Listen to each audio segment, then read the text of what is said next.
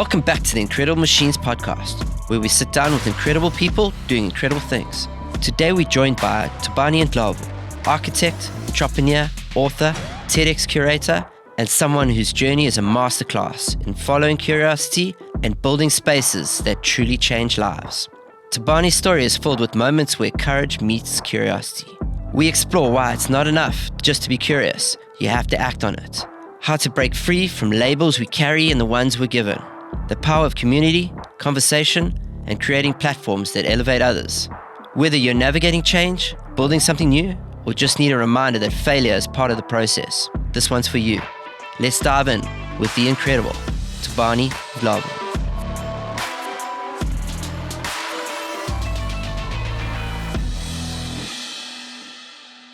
And then the one question that we've added since we started, but I do love this, is what would you tell yourself if you could go back in time to when you were 16? What would you, and you got to give yourself the piece of advice, what would you? I think I'd tell myself to have the courage to go for whatever I'm curious about, you know. I think as I'm growing, I'm learning the power of curiosity. But much earlier in my life, I was curious, but I didn't have the courage to pursue the curiosity, you know. And I think a lot of people actually have that issue where you're curious about a lot of things, but you don't have the courage to pursue the things that you're curious about.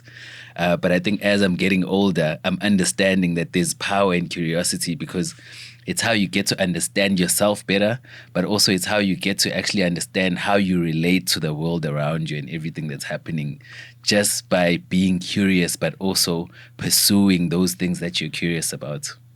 Amazing, yeah. So like, because you're making me think of TEDx, and we'll get there later in the show. But like, lots of people would have known that TEDx in Durban has to happen. It should happen. It's such a great idea. But you executed it, and you went and did it. You had the courage to do that. So I love that. It's absolutely brilliant. You've done such an amazing job there. Thank you. Thoroughly enjoyed the last event. I've enjoyed every event that I've been to. Yeah. Actually, Luke and I met at an event. I think I told you that. Yeah. So I had seen Luke's work online with the Durban Small Podcast, which is I hear murmurings that it's coming back in a form. Watch the space. So excited about that. And then I'd seen the work and I was like, I want to. And then I just bumped him at a TEDx, and I was like, cool. I love this stuff. Can we talk? And I think Simon Granger, he introduced us. Simon's brilliant. Simon the connector, bro. Yeah. Connector proper. Yeah. So thanks, Simon. Yeah, shout out to Simon there. And then then here we are. Yeah. Like it's almost 2 years later. It's 2 years since TEDx, and then TEDx, I think. That's actually 2.5 years. Yeah. And then I think it's been a year since the studio's been up and running. Yeah, sure. What was going on here for this year? Yeah, it's going on here. It took a while to actually get it running, but it's... Yeah, so it's been... so that TED, like, it's just so exciting to see that stuff happen. But the lifeline actually starts with where you were born. Yeah. Do you want to take us through that? Yeah. So I was born in, I think, a hospital in Pietermaritzburg, but I actually grew up in Greytown. I'm not sure if you know Greytown. I know Greytown, yes. Yeah. So grew up in Greytown, went to Greytown Junior School. And then for high school, I moved back to Pietermaritzburg. I went to Carter High School. Are you familiar with both of those places? No. Not the schools, the actual like places like Pietermaritzburg and Greytown. I would say I'm pretty familiar with them, but like I've been to Greytown and I've been to that's how familiar. I mean, I haven't lived. I've stayed a night or two in either of those places. I have friends in both. Oh, okay. But that's my level of. I'm not like very worldly with it. No. Yeah. So those, I'd say I spent quite a lot of my life in those two places. But my dad's side of the family is in Umsinga, so like rural KZN. Okay. So I'd visit here and there. So I also have quite a significant experience there. And then for varsity, I came to Durban, and I've lived here ever since. Okay. So to go back, so schools lived in Greytown and commuted to Pietermaritzburg for... No. For school? Actually physically moved to Pietermaritzburg. But for high school. Okay, for high school. Yeah. And went to Carter, you said Carter. Yeah. And what was that like? So I always feel like I struggled to fit in primary and in high school. So go to Pietermaritzburg, and I'm in this huge school, 1,500 kids. I'm coming from a school with like 400 kids. And the school that I went to in primary is like an Afrikaans school. And all of a sudden, I'm in this very mixed school, you know. So I think I struggled to fit in there. My primary sport was rugby. But I'm realizing that all the black kids at Carter don't really play rugby. They play soccer. And so, you know, I felt like that was a bit of a struggle for me because I wasn't really fitting in. But I've enjoyed that. And then for varsity, I felt like I didn't fit in because I studied architecture in varsity. Everyone that was in that class actually did like technical drawing and whatnot. I was literally the only one that did commerce in high school. So there I struggled to fit in because of that. So yeah, I feel like that has been a bit of a theme. So you've always felt out of the mix there. Yeah. Like an outsider. Yeah. That's interesting. So quickly on the did you finish the architecture? Yeah. So what year were you in architecture for? What years were these? From 2013. Okay. Yeah. Okay, so architects are incredible machines as far as the ones I've known in my life anyway, because they are, and there's some examples of this elsewhere, but they're creative accountants, like in a way. They're creative people that work with numbers and math and that sort of stuff. True. So you have to use both sides of your brain because you're creating a beautiful piece of art in some instances. Yeah. But it needs to stand up and take 100%. weights and all that sort of stuff and work with the civil guys and that sort of, and not give them nightmares. But yeah, okay, cool. So I did not know that. So you're actually an architect. Yeah. That's what I do on a day-to-day basis. That's actually a very interesting way to put it, like creative accountants. Because I always struggle to like make it make sense to people. Like I always try to explain that, yeah, I'm a creative, but like what I create has to make sense. Like you have to be able to, you know, think of it in a practical way. But it has to come from a creative place first, you know? Yeah. I mean, I think the best art and definitely the best communication in marketing is exactly that too. So it needs to make sense and have a purpose. Yeah. But it comes from that creative space too, and the two marry. Yeah. And in an experience like that I've had, specifically with developers, is quite funny. The best developers I've worked with, they would give you a calculator on a web page that is blue text on the left margin, but it'll tell you like what Bitcoin is in that moment and what it's going to be worth, an estimate, and it can do this amazing stuff. Yeah. But they just care that it functions. Yeah. And then the best creatives, some of the best creatives I've worked with, they so intense about the form, and they whether it functions or not is kind of they wish it did because it's like Da Vinci's picture of a bicycle, like the first ones he did before the one, or no, helicopter or whatever he would have done. But sorry, the stuff by the time he gets to it, he's very much that, like it was science and art. So an architect for me is, they definitely marry that because they have to come. It's fascinating to think that you have to do that, and in isolation. So, like I work with those two different people. One is focused on function, and the other one's very focused on form. And I've always had to be like the conduit. I'm like, it's beautiful. Like Trevor, it's like it's great. Like it's so beautiful, but it's not going to work in mobile. And it's gonna like that. So, but you do that by yourself. Yeah. Okay. So it's actually a very interesting process. You know, some people come to you and they're like, "Oh, architects are creatives." Some people, because now I think so in the offices in the office where I work, we're also developers. So I feel like if you start working with developers a lot, sometimes you lose the creativity because you're working with numbers so much. Everything has to make sense financially, the developer has to make profits. So sometimes because now I'm in that space, I struggle to, acknowledge that I'm a creative at first. And I like to be a creative first before I can actually be, I'll say, a developer or work with developers, It's almost the same developers, even though I'm talking about engineers and code engineers, and you're talking about developers and they're developers. Yeah. But they very much focused on the other side of it, where this thing still has to be beautiful and functional. True. That you're building. Yeah. And so what made you go into architecture? It's a very interesting story. So in high school, in grade 11, we go for work experience for a week. And my whole life, I thought I'm going to be an accountant.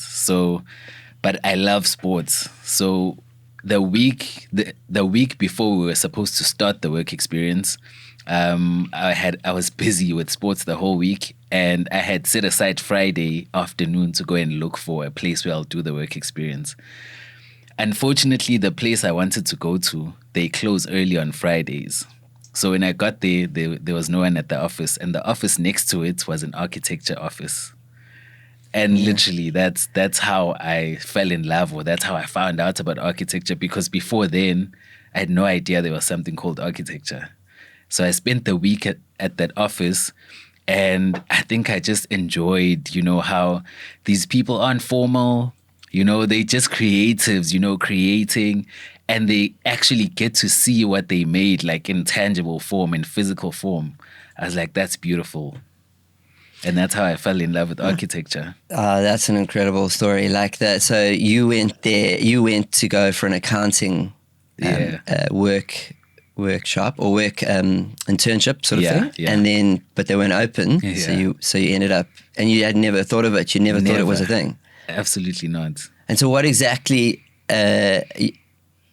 turned you on while you were there? Like just the creativity or the relax, the culture? I think it's the process of actually being part of getting something from inception, or like from concept until like reality. Like for me, that was just so beautiful, like, cause I think they were designing, there's a hotel called Stay Easy in Pietermaritzburg. It's by the mall. I think they were designing a new entrance for that. And I was like, I know this place. Like, I know exactly what they're doing. And I could see it.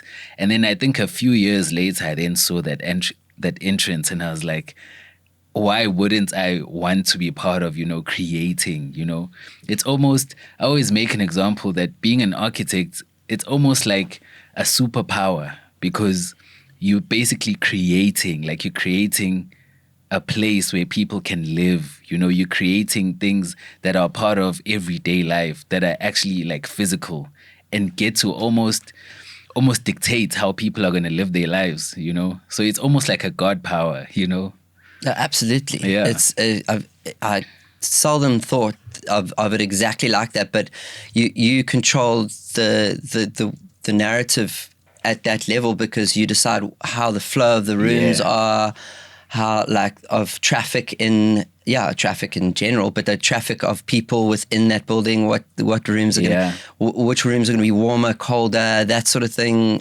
Yeah, so you have actually a lot of power, and what does Uncle Ben from Spider-Man always say? With great power comes great responsibility. True. Yeah. And it's actually a huge responsibility, because how you experience the physical place impacts how you actually are, like emotionally, and a lot of the environments that you're in and how you get to experience that place impacts like your emotional well-being, and your mental well-being. So I think it's actually a very big responsibility as architects that we have. Yeah, massive. What do you do that's for in that case? What do you do to make the experience better?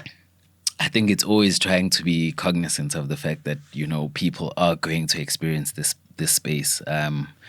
That can be difficult, especially once you move into like the development space where it's all about profit and whatnot. And sometimes you have to make a decision like, this is important to have for the people that are going to be experiencing the space, but it won't really feed back into the profits of the developer, you know.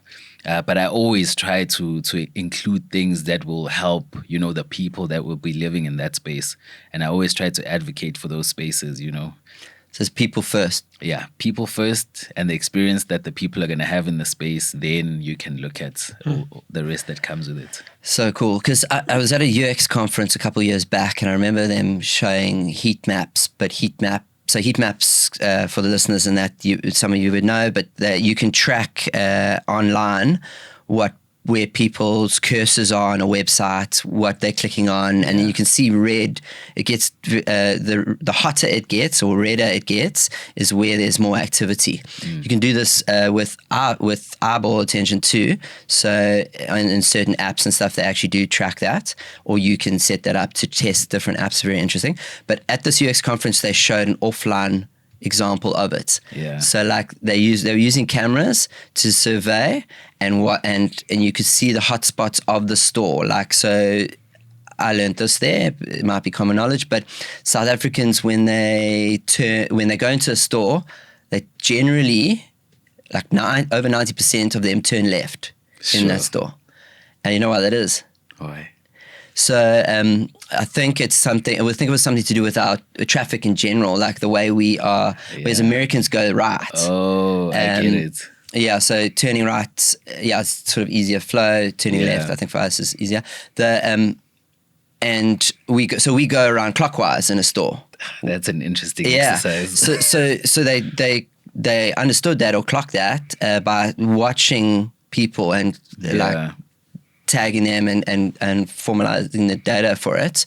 And then you can tell the hotspots, like, so, okay, they went left, then they paused at this little gondolier or the shelf or whatever for 3 seconds longer than anywhere else. Now that becomes a hotspot. In the real world, like you're making it, so it's the first time you're making it digital. Sorry. It's the first time that I had seen, that I'd noticed that I had seen something digital come offline and be in this version of simulation anyway. Like that it was something that I had learned first in digital, and now it was I could see the real world execution of it. So for instance, now people are spending 20 seconds longer at that shelf.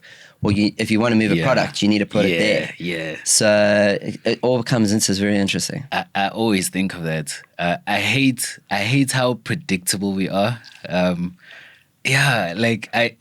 Sometimes, so people think that, I think by looking at me or the type of person that I am, like I'm very predictable, or I'm very systematic, or, you know, or I have like a routine and I follow that. But I hate that. And, you know, whenever I walk into a shop, I think of those things, like, why did they put this here, you know? Is it because of such and such a reason? And architecture actually plays a role in that. Because I know some architects that actually are part of like store design, and you know, so I always try to not do what a typical person would do, and I hate how predictable humans are. And you know, some of us think we're not very predictable, but I think so predictable. Yeah. So predictable. It's predictable, but do you think that, guys? You know. That's very interesting. So because you're aware of it, yeah. So at least you're aware of it, and True. you can go like, okay, cool. I want to do this differently. So that's, that's one of the traits of a successful entrepreneur. Anyway, is that level of, it sounds like disagreeability. Yeah. So not agreeing, not liking the status quo so much, like because why? Like maybe it's why or whatever it is there. So we touched on your growing up, your business as an architect. We'll get into the TEDx and all that and that sort of stuff, because it's seeing something to fruition there you've got an amazing example there, real life. And so, and family wise, is there more that did they make you, and where are you now with the family? What's it look like? I always get the question like, are you married? Or, you know, I think especially in business, one person told me a few years ago, I wasn't in a relationship or anything, and they were like, you know, in business, if you're married, you seem like someone that's more responsible. You seem like someone that won't take high risks. The risks you take will be calculated, you know, because you have more to lose, because you know you have a family to take care of. So I've always had that at the back of my, you know, my mind. But I just feel like the relationship landscape currently is difficult to navigate, especially if you don't have a lot of time, you know. Like I think before the sit down, I was talking to Luke, and I was telling him that sure, like I'm struggling to manage my time, but yeah, so I'm not married, I'm not engaged or anything like that. But I love the concept of like family. I have siblings. I stay with my mom. Well, I don't stay with my mom. Because she's in Pietermaritzburg, but I try to visit as much as I can. I think we quite a close knit family. But I can't wait to actually like to have my own. Yeah. So I'm looking forward to that. No, amazing. And have you always been a close knit family? Yeah, always. So my parents got divorced when I was in grade 1, if I'm not mistaken, and I think that just we just stayed like a close bunch. Okay. So I have 2 other siblings. I'm the oldest. Okay. And you knitted together. Yeah, it's just... And then, so that would have been a dip in the timeline, I guess, for a bit. Yeah, and then out of that comes a high. But, you know, I always say that I think I was lucky that it happened as early as it did. Because I feel like once you get used to something, it's harder to deal with it when, you know, you lose it. So for me, I was 7, you know, so I didn't really know much. All I know is a life with my mother, basically. So I think it's a blessing in disguise that it happened as early as it did, because I might have struggled to deal with it if it happened later on in life. Interestingly, it's also another common trait of what would it be called? It's having a distant or non-existent father, or a strained relationship, a different relationship to the norm. We call it what is the norm, but yeah, that is many entrepreneurs have that. Really? They always like. So I mean, Gary V absolute. I heard him speak about his father. Like absolutely loves his father, but he never saw the guy. Yeah. Like and I think I've had that experience too, where it's like my father was an absolutely incredible machine. He is one of my incredible machines. My mom, but like he was quite difficult. He was quite like he always wanted me to be better. So if I played a rugby game, I was always told about what I did wrong. Yeah. And kind of all I needed was a hug and say like, well done, you did this and right.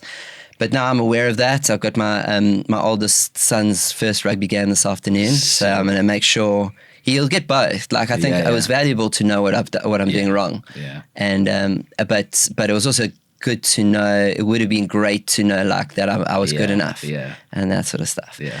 So you had that strain and that dip, but that caused the tightness in your family. And then was there any highs and lows throughout school with family-wise, or? Not really. I think that was quite a low.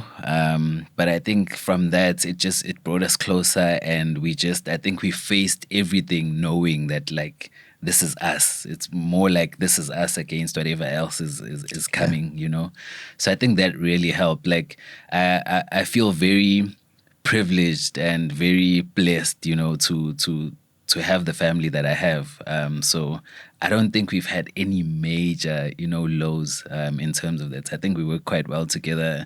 I know if I'm going through a difficult time, like I just have to go home, you know? Yeah. So I think, I don't think we've had any significant lows after that. Yeah. Okay, and that's great. And then coming into TEDx, and so before we get there, so I know I actually did my honors here with somebody that launched Pecha Kucha. Yeah. As a have you heard of Pecha Kucha? So interestingly enough, it's come out of Japanese architecture. As this is what I can remember from her initial presentation. She did it for her dissertation of her honors, and then she actually went ahead and executed it for a while, I think, before moving away, if I'm not mistaken. But Pecha Kucha is 20 slides in 20 seconds a slide to present an idea, and it was done and formulated by Japanese architects. Because I'd love to be corrected if I'm wrong, guys, but because they were taking way too much time to present ideas and get it. So it was like a very systematic way. I actually think I've heard of that. Yeah. So that, when you said architect, like that's the one I would have gone for. You looking at like as like why did you? So what made you go to TEDx? So back to the theme of, always feeling like an outsider. So on campus, being the crazy sports guy that I am, I was working part-time for Soccer-Latu, my soccer publication. So while people are in the lab or in the studio designing or whatnot, I'm watching a game because I have to report on the game afterwards, and send the article to Soccer-Latu. So that's where I started to tap into like my writing.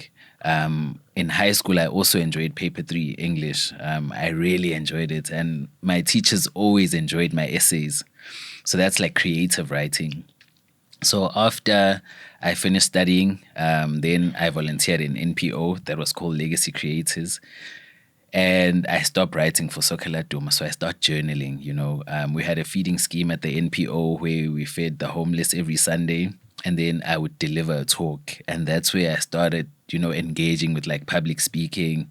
Then I'd go back home and I'd start journaling what I learned from the homeless, because I'd have a lot of conversations with them.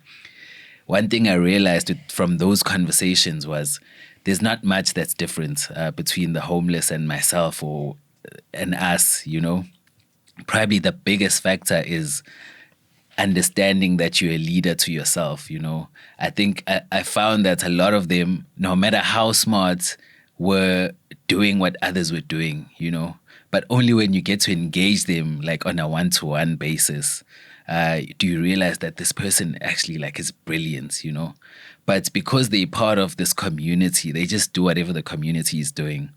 So then I started going deeper into like personal leadership and ended up writing a book on it when the NPO, so the person that was leading the NPO decided to stop running the NPO. So I think that was quite a significant low because I'd given so much to the NPO, So then I was like, let me just put together everything that I've been writing throughout my journey with the NPO. And then I launched a book which was called Leading Through the Mirror. And it was based on personal leadership. And basically that book was talking more about that if you understand that you're a leader to yourself first, then you can be a better leader to other people as well, because you understand how difficult it is to lead yourself even, So I think from there, I then wanted to do talks based on the book and what the book is about, So I then started going into like TED Talks and whatnot, and I started wanting to get the TEDx platform so that I can share that message, and that's how I got to getting the license for TED Talks or for TEDx Talks, only to find that when I get the license, I'm actually not allowed to speak once you're a license holder.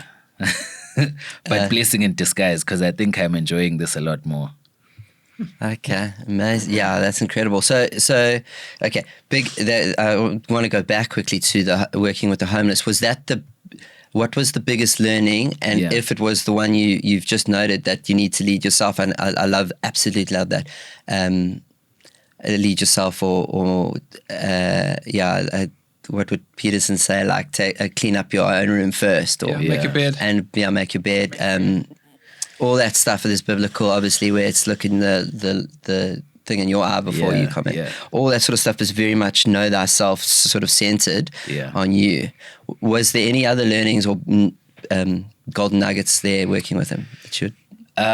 So one, I've always grown up thinking that, I'm shy, I'm very, to myself. So I didn't think that I could do this thing of speaking in front of people. So I think that was probably one of the most significant things that I came away with from working at the NPO, was the fact that you can do it, even if you grew up thinking that this is something that you would never do, So because I was doing it like every Sunday, I think I got to realize that, no, man, I can actually get to do this.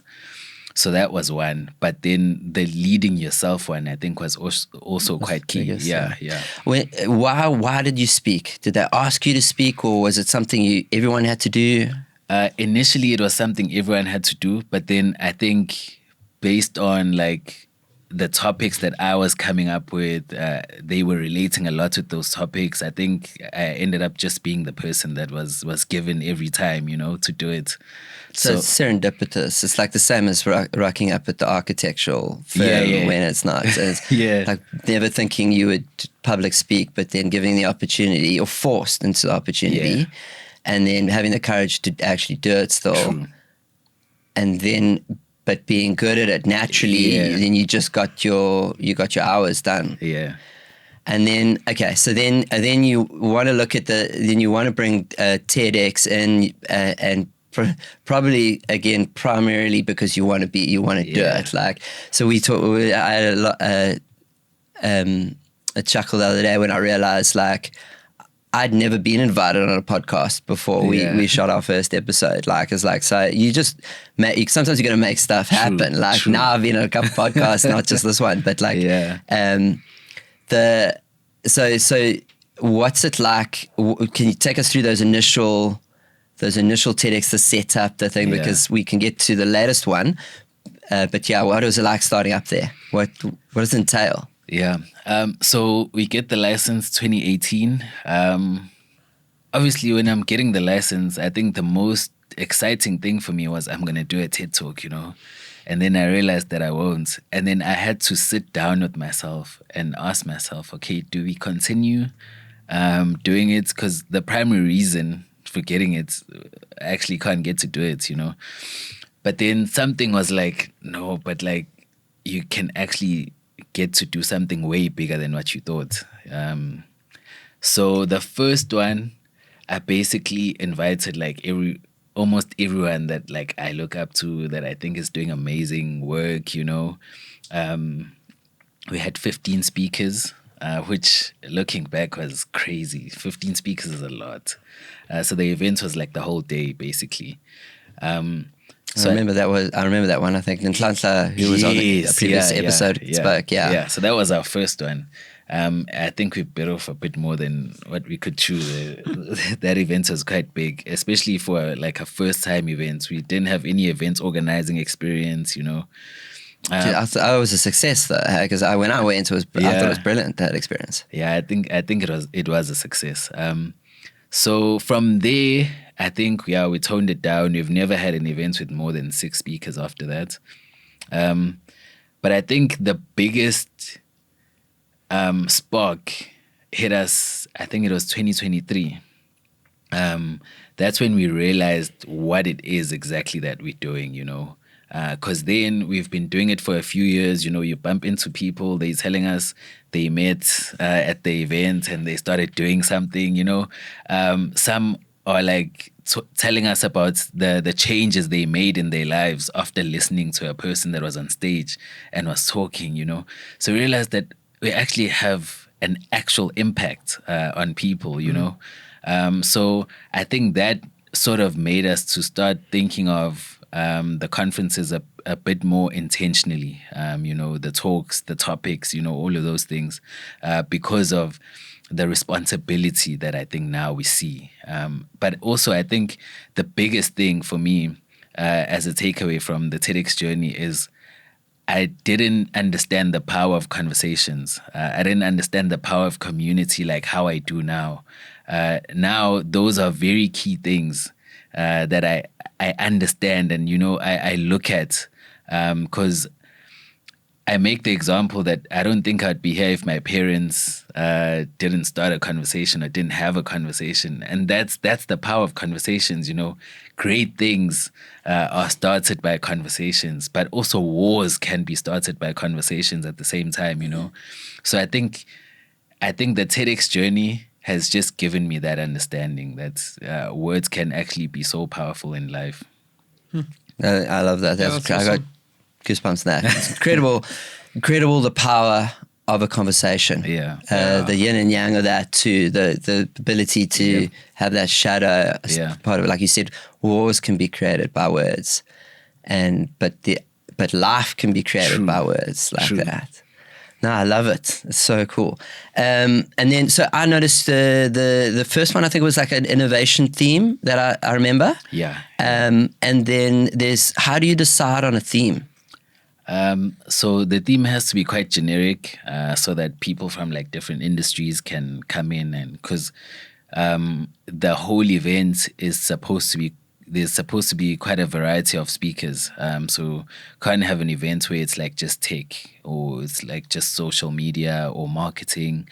So the themes have to be a bit generic so that we can accommodate people from different industries. And yeah, we just sit down with the team and we brainstorm. We brainstorm the possible themes. And then when we have a theme, we have quite an extensive list of people that have applied to talk. Then we go through that, understanding what each person would speak on. And then we have like maybe a list of 20 speakers. Then we sit down and we cut it to like 10. And then that's how we end up with our lineup. So some people on the lineup are people that have applied. But sometimes we also have a list of people that we have listed as possible speakers. So then we approach those people, so it's a bit of both. And then I mentioned we had Rich Holden on recently, and his episode goes live next week. And does he do the training? Because I know he does TEDx training for. Yeah. Okay, so he has. So, well, not him, but his team, company. His team. Yeah. Okay. Yeah, they're actually very good. Hey, no, it's incredible. That's why he's on the show. But yeah, I mean, okay, that's cool. I've got a question here. It says, you wear many hats: an architect, TEDx curator, entrepreneur, author. Which identity challenges you the most, and which one reveals your true self? So which one is the most you have to actually go, okay, I'm on stage now, I'm this guy? Yeah. And which one do you walk out the door now when we say goodbye? Which are you? Like when you go greet the next person, who are you? Yeah. Sure. That's a very difficult question. So for a long time, I'll take the long route to answer the question. Fine. For a long time, I think I didn't know how to bring everything together. Like I knew what I was doing, but I didn't know how to bring it all together, I remember one of my friend's girlfriends even said that, like, what are you doing? Like, you're doing so many things, they're not making sense. And I think only a few years ago did I realize that actually this does make sense, And I make the example of a carpet or a mat. If you look at it from the back, you might be like knitting or creating a carpet or a mat. Looking at it from the back, it's not very clear. But when you flip it over, then it becomes a bit more clear. Like you start seeing the actual picture, So I feel like that's what was happening. I was creating this life, but I also wasn't very clear on what was happening. And that's the power of curiosity. Because now, looking back, I feel like everything makes sense. So it's hard to say which one challenges me the most, but I think I'd say the TEDx curatorship, because that has challenged my view of who I think I am. Like, I'm to myself, I enjoy my own space.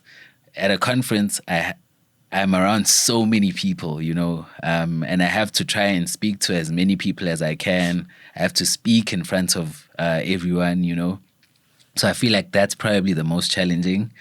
But it's also the most rewarding. It's also the most exciting. So, yeah, I think, and then if I walk out of here, I don't think there's one identity that I'll say, I'll walk out with. I think I always think of myself as all of them, Okay. Yeah.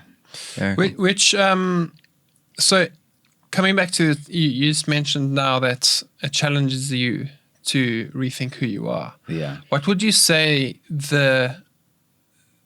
the biggest challenge has been for you to overcome? Like, maybe you could explain to us or share with us who you thought you were this person, Yeah.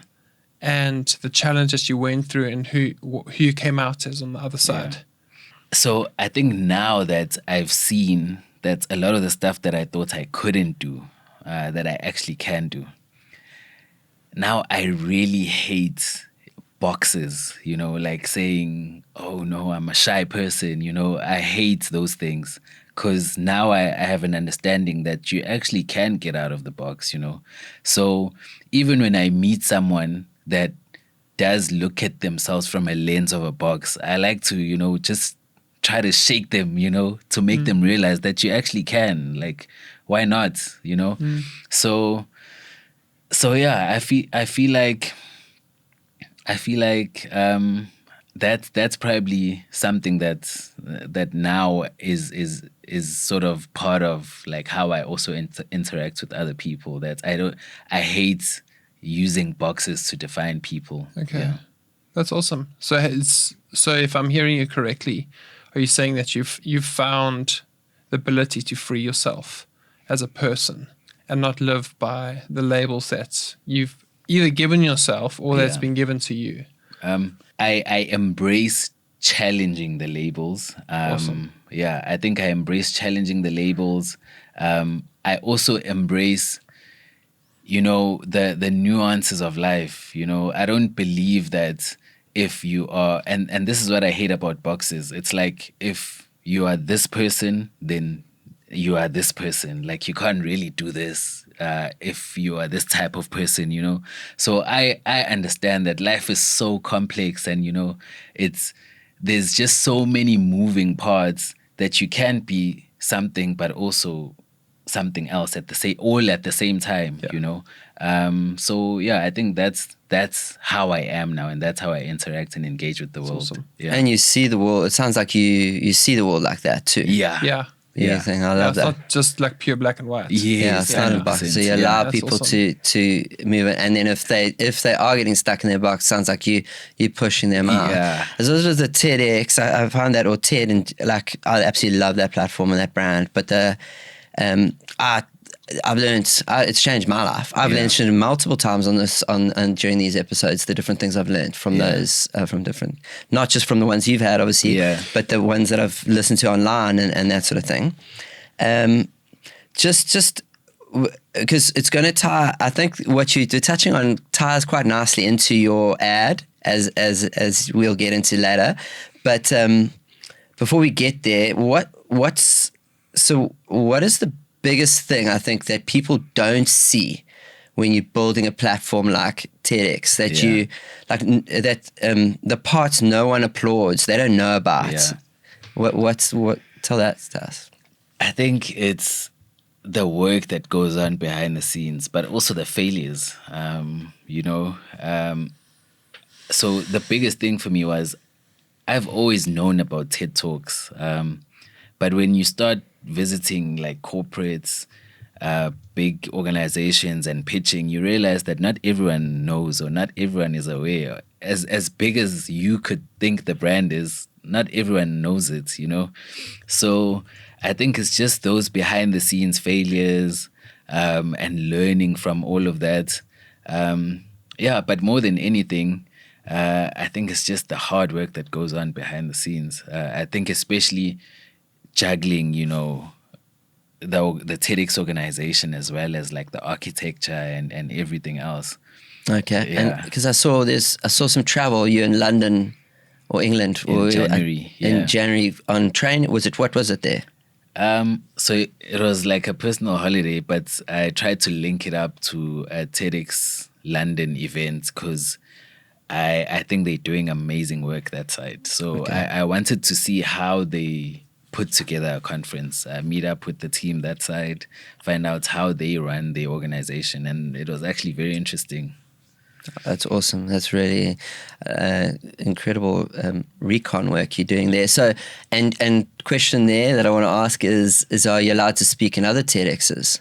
Yeah. Okay, so you would be allowed to speak. So we can't expect or hoped that you would be on that London Hopefully. stage at So some we could stage. start a TEDx Tim and invite And you to come invite me, talk.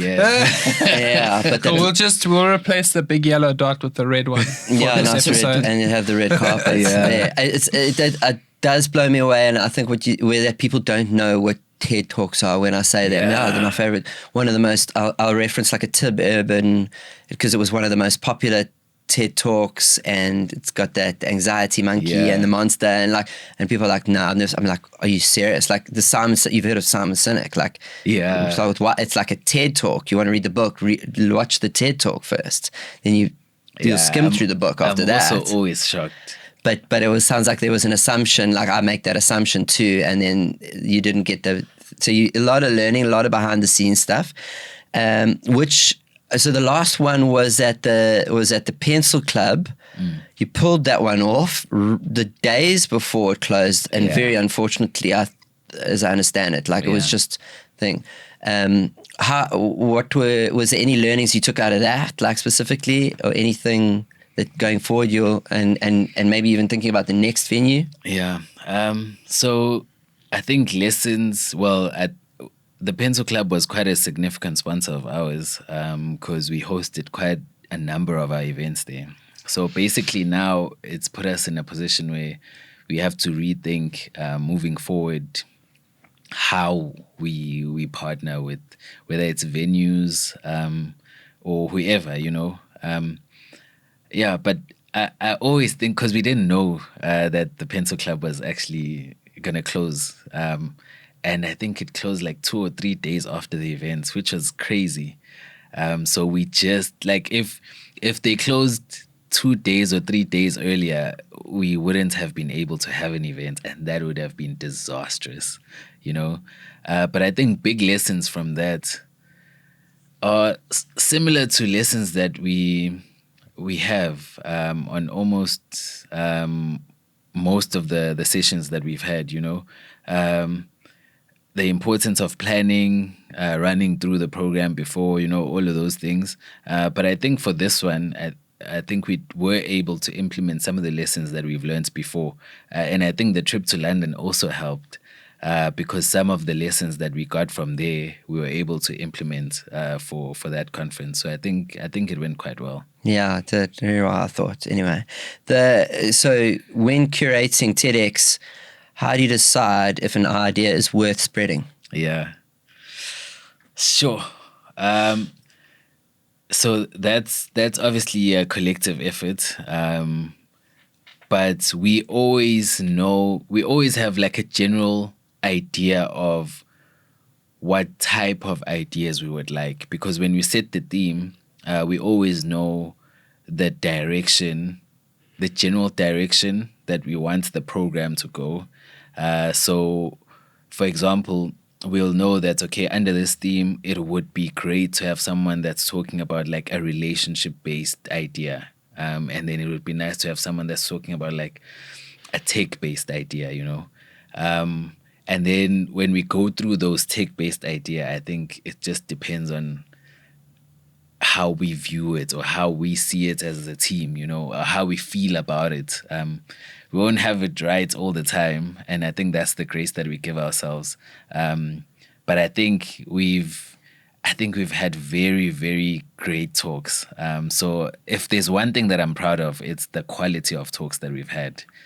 So I think we're not doing too badly when it comes to that. You're getting it right. It's interesting. So it sounds like a collective. It's a collaborative effort, as well, with your team, and you trust your team. You trust yourself, because you've got to take the courage to just bet. You got to bank on that speaker coming through for the day and producing the goods on stage. Yeah. But also, I think with the speaking thing, a lot of people don't understand the work that goes on behind the scenes. Like, all the speakers get training. It's quite extensive. So I think that also helps with the final product. You don't get a speaker that's just randomly rocked up on the day, So it's quite an extensive process.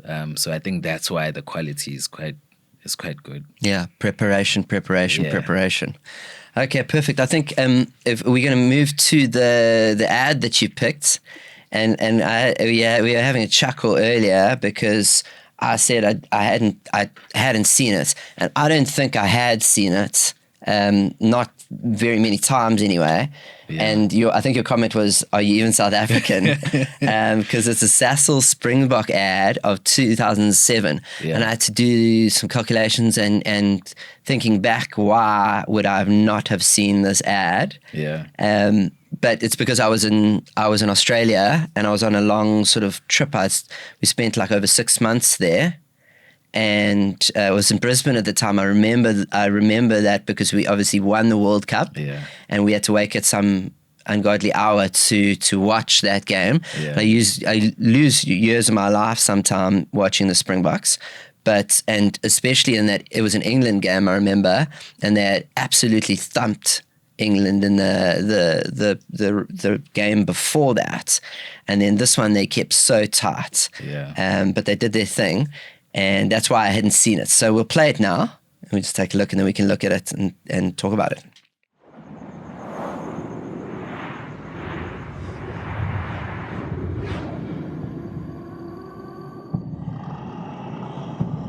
They're coming.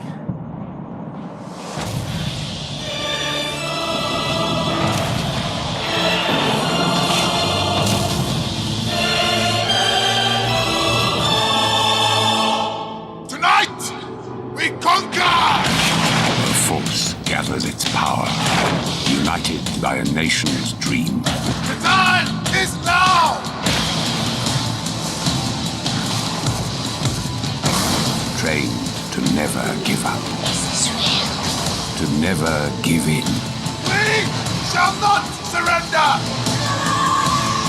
To be more than just men.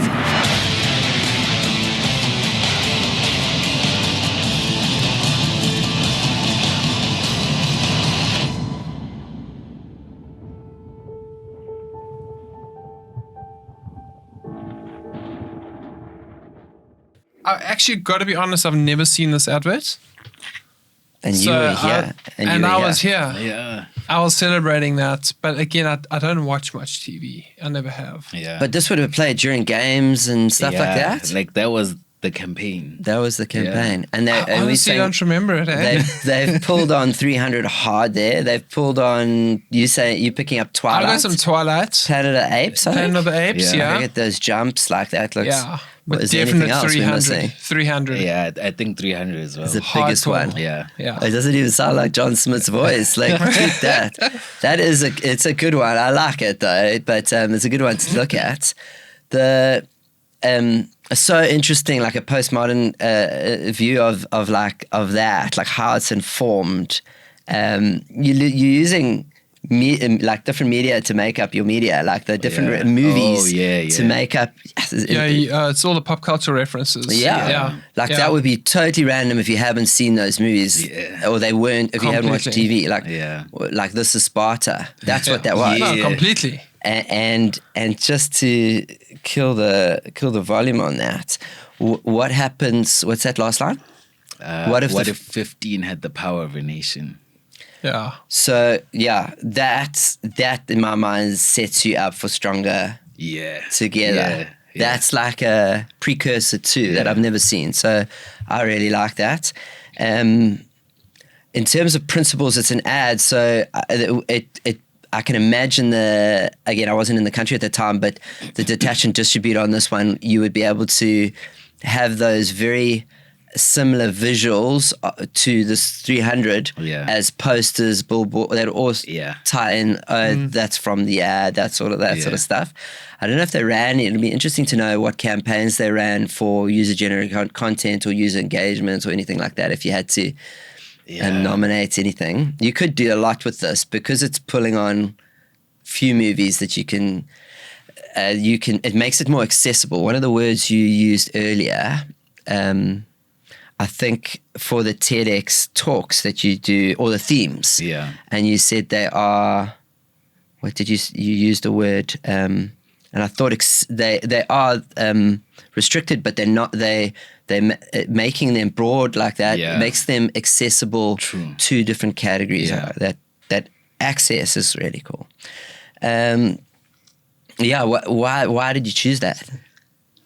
I think that was the first time. So 2007, I was in grade 7. That was the first time where, I think it was the first time where I actually could see something bigger than just rugby, It was like I could understand that these guys are representing the country, I saw them as role models. Like, I think it was the first time where the whole looking up to someone, also understanding that this person is doing something that's bigger than them, they're representing something bigger, I think that was the first time where I actually got to comprehend that there's something like that. So yeah, that's what this ad did for me. Sure. Yeah, Very and I cool. think, like I said, they've built on this amazingly. It's such a good, it's such a good case study, and such a good case study in terms of my diversity and inclusion, and doing it in the right way, like starting at those roots. Because those people on a billboard in that team specifically wouldn't have resonated as much with the general population of South Africa as 2019 team was Sia holding that trophy up and being like the first, but they built off those foundations with, and even though that was the case, you still felt tired. And so you can imagine building off that and then having a billboard with these great people that look and sound and come from the same place as me, and I could do this. That's why it's just such a good case study. I wish we could get that right across categories like business and that sort of stuff, is investing in, like, go read Rusty's book. That's an incredible machine. Go read Rusty, figure out what he did, and then how does it won't execute the same. I'm doing it, maybe I'm being naive on it, like, to a degree, but it won't execute the same. It's way more complex than sport, but sport is so important in a way. It's like that. It's always been a part of our political history. That's something I'm very passionate about. I believe that sports is so important. Like, even as someone who is just like a business person, I feel like if you played sports, your relationship with failure is different, because you fail a lot in sports. You don't make the team sometimes. In order for you to make the team, I feel like most people, you have to not make it at some point before actually making the team, and you have to work towards it. But also just the possibility of losing at the weekend, but having to go to training on Monday again, I think that is one of the most important lessons you can learn from sports, that it doesn't matter what the result was, but you have to just keep going and look forward to the next possible victory, It's awesome, eh? And we treat it so differently, but it's a game. We treat it differently from the rest of life, but it's a game, and so is life if you look at it. So I love that, learning that it's, I got this, this resonated or came down to me when you were speaking. I grabbed it out of the ether. I think it's a Denzel Washington quote where he talks about getting knocked down 8 times but getting up 9. And that's the weekend you got knocked, but you got to get up. You just got to always get up more times than you were knocked down. It's awesome, I love it. So moving from that into your quote. So this is I love this one too. So absolutely loved it when you sent it through. We suffer more in imagination than in reality. Seneca. So why did you pick that?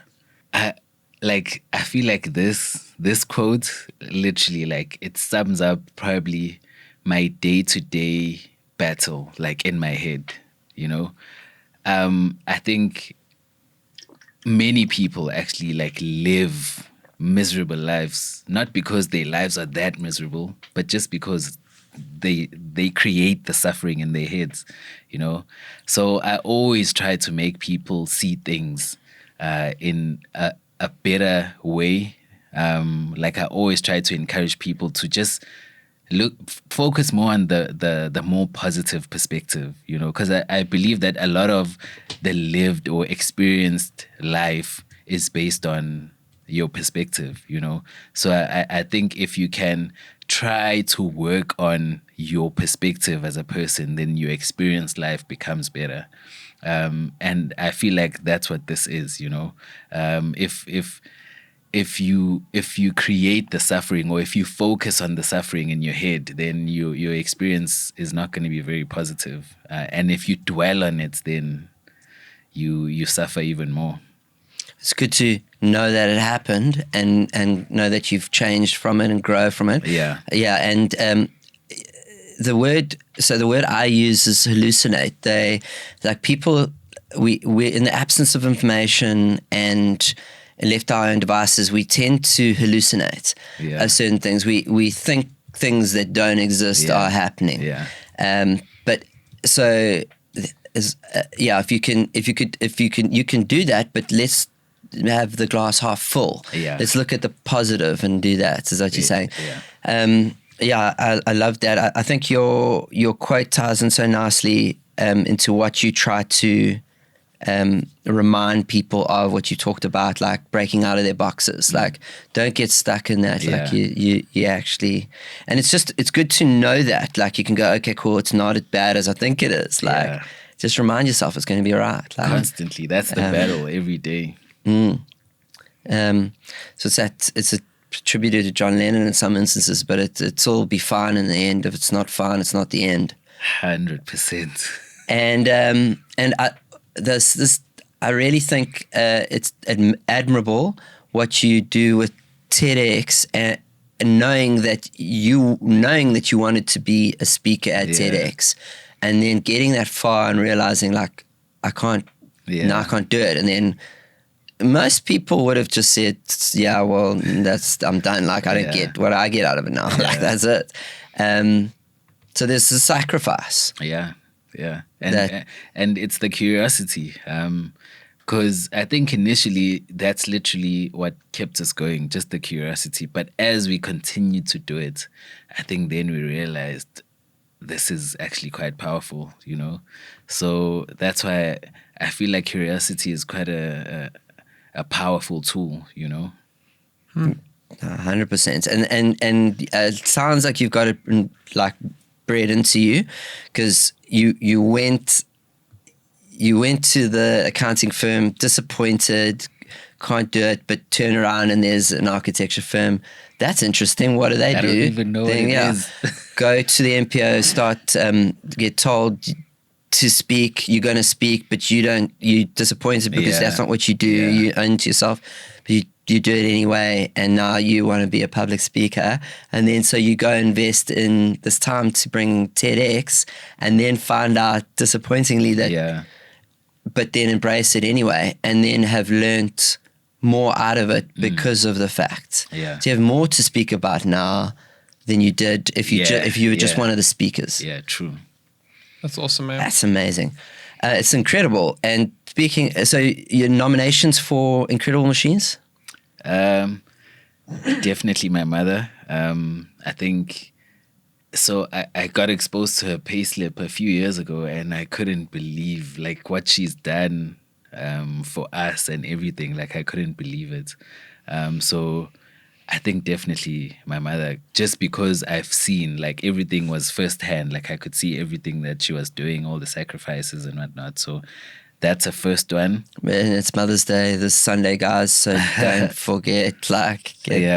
And then I'd say a close one between Benny McCarthy and Sia Kolisi. Because, you know, I feel like coming from the backgrounds that they came from, like, they have no business being that successful, you know, and achieving what they've achieved.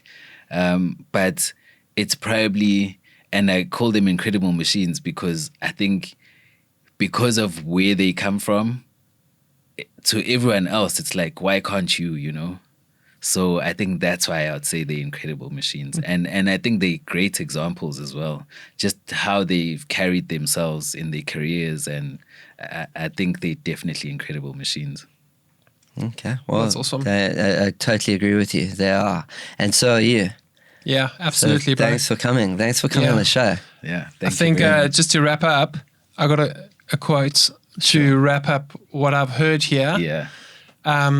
Just throughout the whole thing, while we were talking, the quotes, Winston Churchill's quote, "We build the buildings and the building builds us," comes up. But I think